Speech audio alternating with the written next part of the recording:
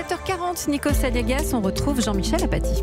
Jean-Michel Apathy, la gauche et la droite s'unissent pour s'opposer à la privatisation programmée d'Aéroports de Paris. Des parlementaires, vous l'avez dit il y a un instant, viennent d'enclencher un référendum d'initiative partagée. Et ça, c'est une grande première. Alors, c'est une première, effectivement, puisque ces parlementaires, alors il y a des socialistes, des communistes, des républicains, la France insoumise, tous ces gens-là ne sont pas souvent ensemble, et puis aussi des centristes, ont exhumé une procédure que tout le monde avait oubliée, le référendum d'initiative partagée, le RIP, qui a été introduit dans la Constitution en 2008 par Nicolas Sarkozy. Tout le monde avait oublié. Et donc, ils ont exhumé cette procédure et qui est, c'est vrai, très compliquée. C'est pas sûr que les référendums se produisent. En 2 mots, la procédure est la suivante. 217 députés et sénateurs ont présenté hier un texte donc pour rendre les aéroports de Paris imprivatisables. Ce texte va être soumis au Conseil constitutionnel qui a un mois pour dire si constitutionnel ou pas, on peut y aller dans la procédure. Si le Conseil constitutionnel dit oui, il faut réunir 1/10 du corps électoral en soutien. C'est pour ça que c'est une initiative partagée, parlementaire et citoyen.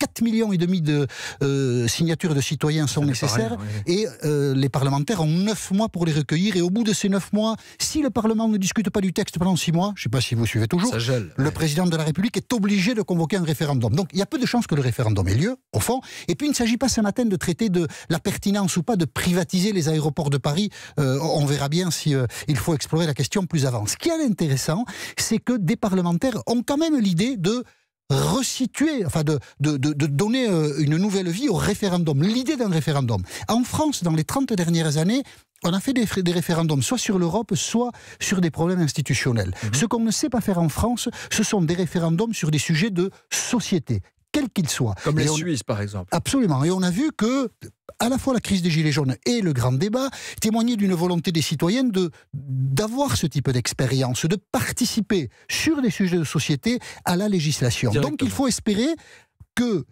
Emmanuel Macron, quand dans 10 jours, 15 jours, il prendra la parole pour tirer les leçons du grand débat, saura proposer une formule de référendum sur des sujets de société plus simple que celle qu'initient les parlementaires hier. On pourra, par exemple, par référendum, sans doute faut-il vraiment le faire par référendum, dire si oui ou non on veut reculer l'âge de la retraite.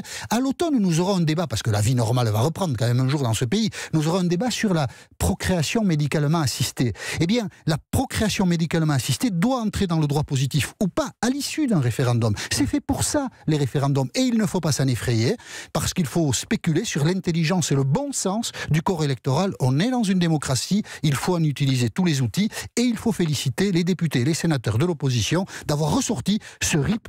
Et on peut souhaiter comme ça vivre des référendums en France.